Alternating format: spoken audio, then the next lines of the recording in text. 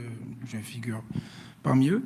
Ne pensez-vous pas, Monsieur le Ministre, que l'État devrait peut-être promouvoir aussi des aspects d'alternance et d'apprentissage, comme le font certains pays, pour favoriser l'intégration de ces jeunes talents et d'offrir un apprentissage et une intégration professionnelle, je dirais graduelle, dans des entreprises, des acteurs performants dans le monde, pour pouvoir aussi favoriser ces aspects-là. Parce que je trouve que, à titre personnel, que beaucoup de ces talents sont confrontés à un défi professionnel qui est assez relevé. Et je dirais que leur apprentissage requiert quand même aussi une partie d'intégration que l'État devrait aussi aider dans ce sens, afin de faciliter l'accès à ces emplois. Et merci. Toujours pareil. On a toujours le même schéma. Encore une fois, la confiance dans nos écoles. Tu vois, toi aussi, bon, on commence à avoir du capital marocain, c'est ça qui est bien. La confiance dans nos écoles se fait principalement par le capital étranger. C'est eux qui rentrent en alternance parce qu'ils les veulent, ces talents. Ils veulent les récupérer à la fin. Et plus ils sont prêts à travailler pour eux, plus ils y vont.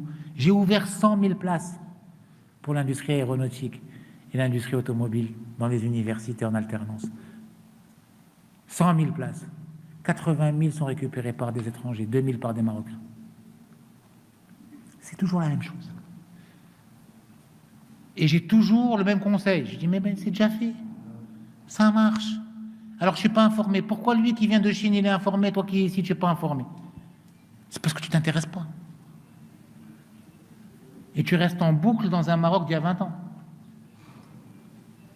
Qu'on t'a raconté. Lui, il vient, tac, tac, il demande, est-ce qu'il y a la possibilité? Il dit, va voir là-bas, il y a la possibilité, je vais le faire, il va le faire. Non, non, tu imagines, le Maroc, on est loin de ça. On croit tout savoir de notre pays alors qu'on n'en sait rien. Combien de Marocains ont découvert les capacités d'organisation de notre pays pendant la CAN? Combien étaient éblouis? C'est le pays dans lequel vous vivez tous les jours. Vous le voyez tous les jours.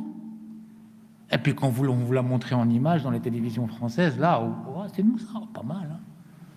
On est pas mal finalement. Hein. C'est ça. On s'auto-dénigre, on ne se fait pas confiance. Et on ne fait pas confiance à l'autre Marocain. Et ça doit changer. Ça doit changer. Quand on va en demi-finale de la Coupe du Monde, a juste fait confiance. C'était juste ça le paramètre qui peut t'emmener au plus haut sommet mondial.